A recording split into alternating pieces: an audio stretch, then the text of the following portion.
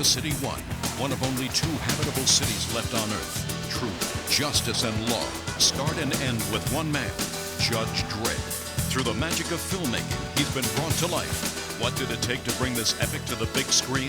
Sylvester Stallone, Rob Schneider, Diane Lane, Armand Assante, Jürgen Prochnow, Joan Chen, and Max von Sydow in Stallone's Law, The Making of Judge Dredd.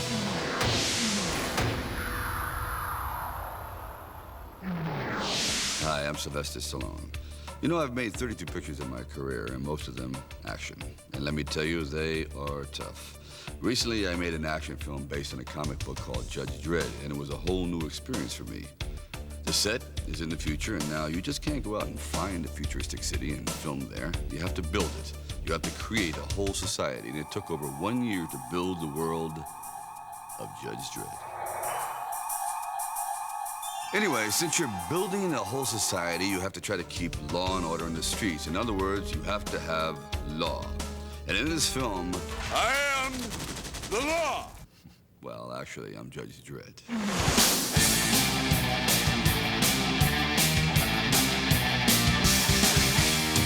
Who is Judge Dredd? Why don't you ask me, what is God? Judge Dredd is a compilation of all the necessary qualities that make for the perfect law machine. He is a walking judicial system.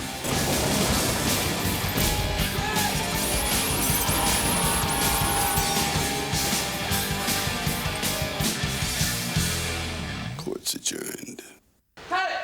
The top cop of a chaotic society who all the other cops look up to. He's the field marshal of chaos, whose name brings fear to everyone thinking about breaking the law.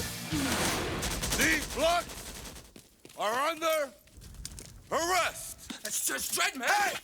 You want to be afraid of somebody? Be afraid of me! Nice. Got it.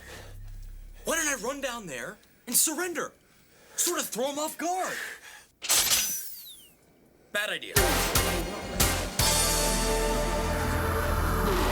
Fergie's the every guy. He's the everyman. He's the guy who, like everybody, is really scared, really a big coward, and would sell his own mother to survive. Ferguson, Herman, hacker. Illegal tampering with city droids, computers, cash machines, taxi robots. And you haven't even been out of jail for 24 hours. He's habitual, Hershey. Automatic 5-year sentence. How do you plead? Not guilty? I knew you'd say that. Fergie is the kind of person that Dredd deals with without even noticing he's there, you know? I mean, that's the petty criminal from downtown, the kid who's grown up on the street very much on his own, gets by on his wits and his sense of humor. You can't eat me!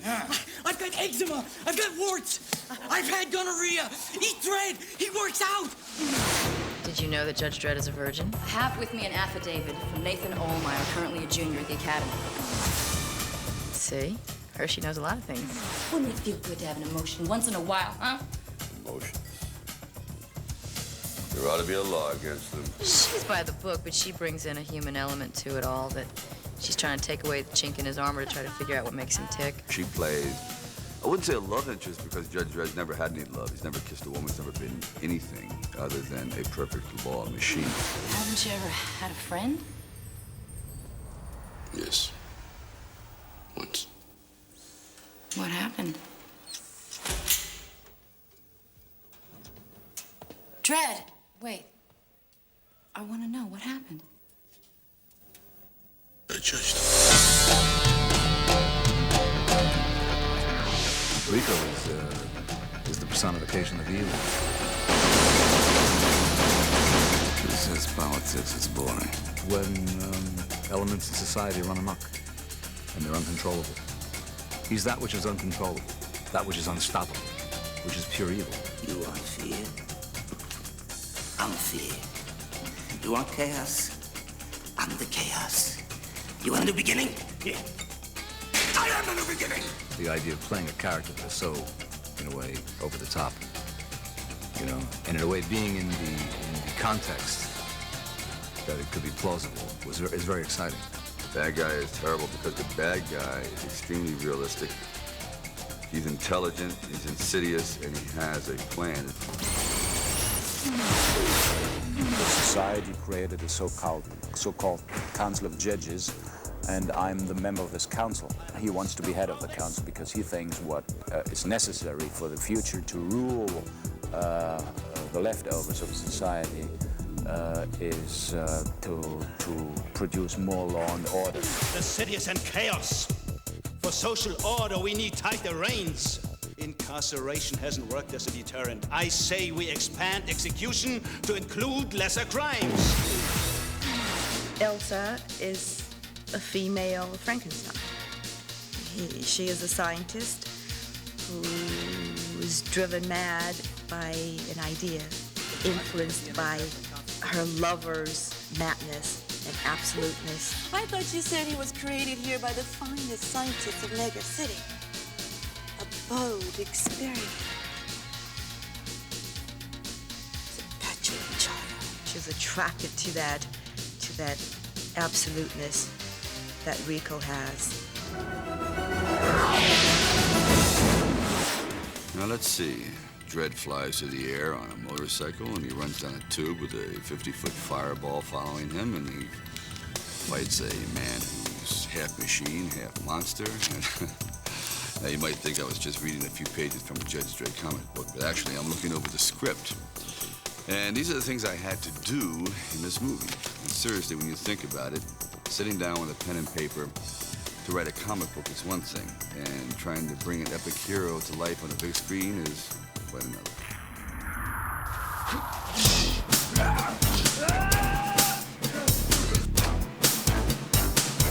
Well, Judge Dredd is kind of a physical film, no doubt about it, but what I like more than anything else is that it's an extremely intelligent drama that has a lot of poignancy, also surrounded in the world of action. Action! Action!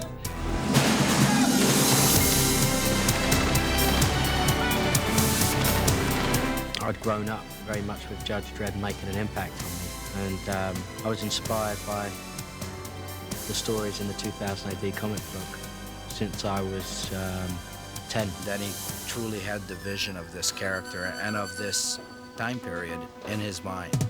What we've done is taken a comic book of the Judge Dredd comic book and made it believable, so that as you're sitting there is nothing that you see that you don't believe that could happen. This all takes place in Mega City 1, which is like this, sort of like a medieval walled city, but in the future. And New York has expanded, beyond anyone's imagination. It's had to grow vertically as opposed to laterally, with a combination of miniatures and computer-generated buildings and vehicles, and it should just be enormous, but very believable as well. I supervise or direct the visual effects for the film. Here we do all those things that can't be done on a live-action set, like models, computer-generated imagery.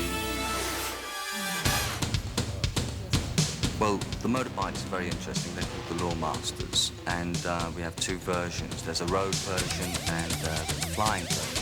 There's a lot more tricks associated with it. There's quite an extensive bike chase that involves the flying ones. Hope it works. After having planned out the whole sequence in creating the bike chase sequence, is to shoot the backgrounds. Second step is to shoot Dredd and Fergie on the bike, which will be on a motion base in London in front of a green screen.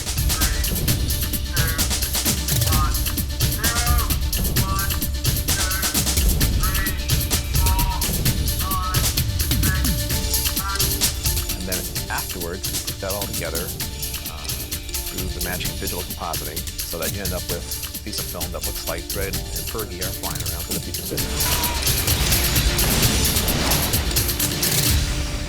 I would say unequivocally, this is the largest scaled film I've ever done, whereas I have never seen the proportions or the craftsmanship, the painting, the little delicate touches that perhaps the audience is not aware of, but it is so real that I sit there in absolute amazement. My name is Josh Williams and I'm the special effects supervisor. It's my responsibility to provide the effects, the physical effects that are required on the movie, from atmospherics to explosions.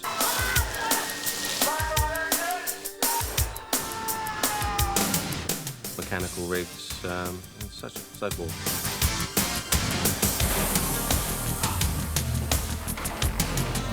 When we started talking about the robot, I had in mind a man in a suit.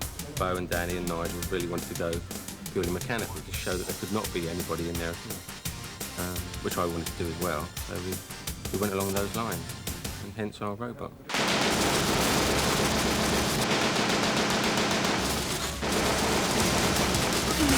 And we had certain scenes that we had to do, especially with Diane, as Hershey in the Janus lab, where he grabs her. Oh, well, the count of 3, break Judge Hershey's neck.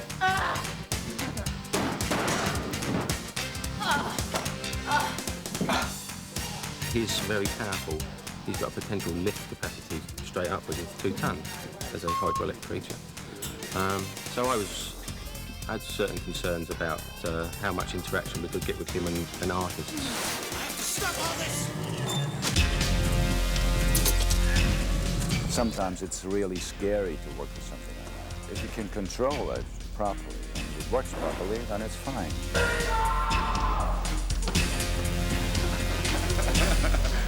We got involved in the weapons for the movie. Lawgiver 2. 25-round sidearm with mission variable voice-programmed ammunition. Signal flare.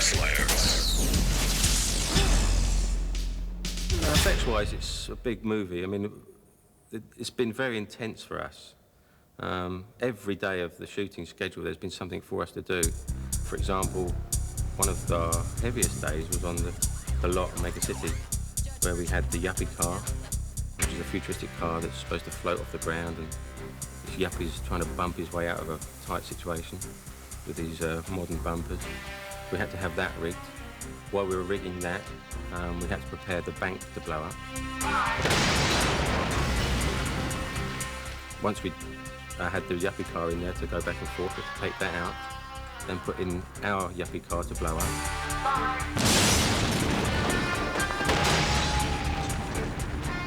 And then from there, we had to go and put the robot in the alley and shoot 6 judges.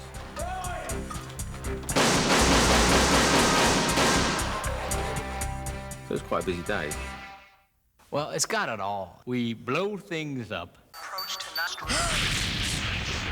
You got your Sylvester Stallone hero. Mr. I am the law.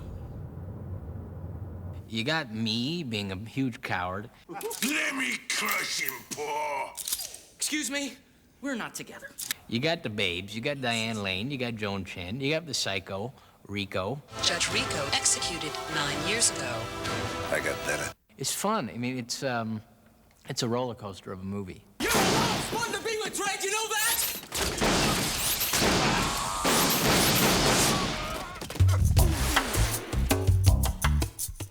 He came in the first day, he fell down a flight of steps and said, "Welcome to the world of action."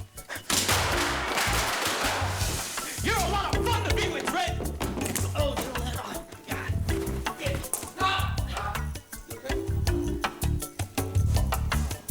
And then he proceeded to become tortured and beaten and nearly destroyed throughout this film because it's quite rough. It took 2 seconds for this to happen. Your ticket price is about $7.50 these days in the theater. That's 30 cents worth right there. As soon as I fell on my face, Stallone told me what it was, and he said, "You know, they say comedy's hard, death is easy. Action pictures are hard." And he's absolutely right. Action, I got more than I knew. Bullet wound, contusion, 2 weeks. See me at the end of the movie. I'm still in one piece. Ooh. I see rope as in traction at the end of this movie. We were running down a tube with a fireball behind us, and we had to really do it. I mean, there's a real fireball.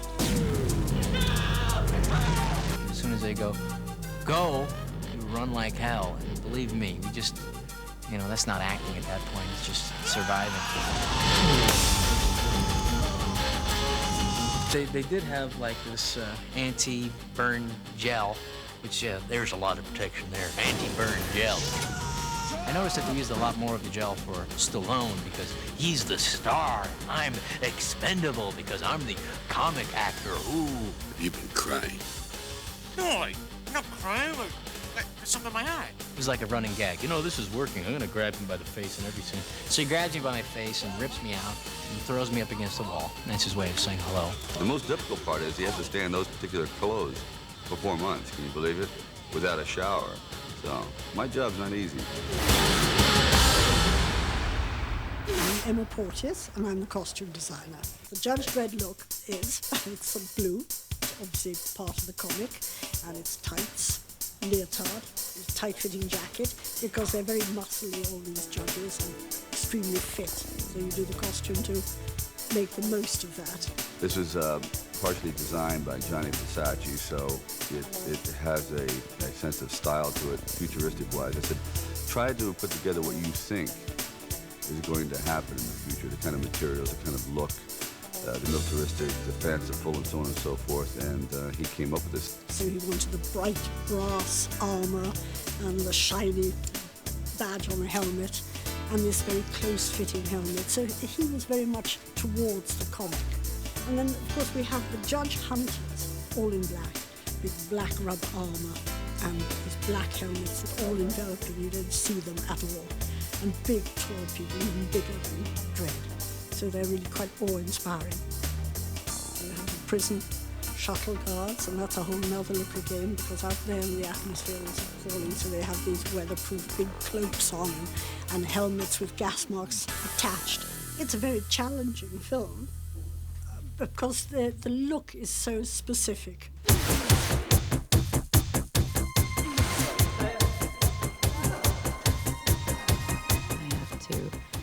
This outrageous fight with this woman that is not about a cat fight. This is just an outrageous fight. And they didn't use stunt double once.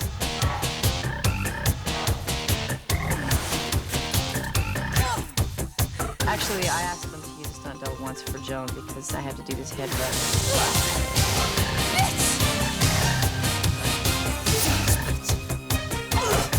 This is a fun thing to see two women fight with style.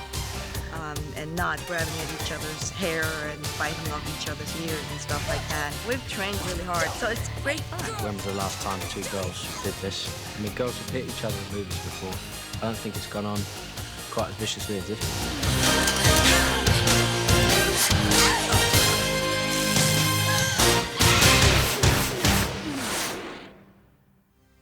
Well, believe it or not, Rob actually made it to the end of the movie in one piece.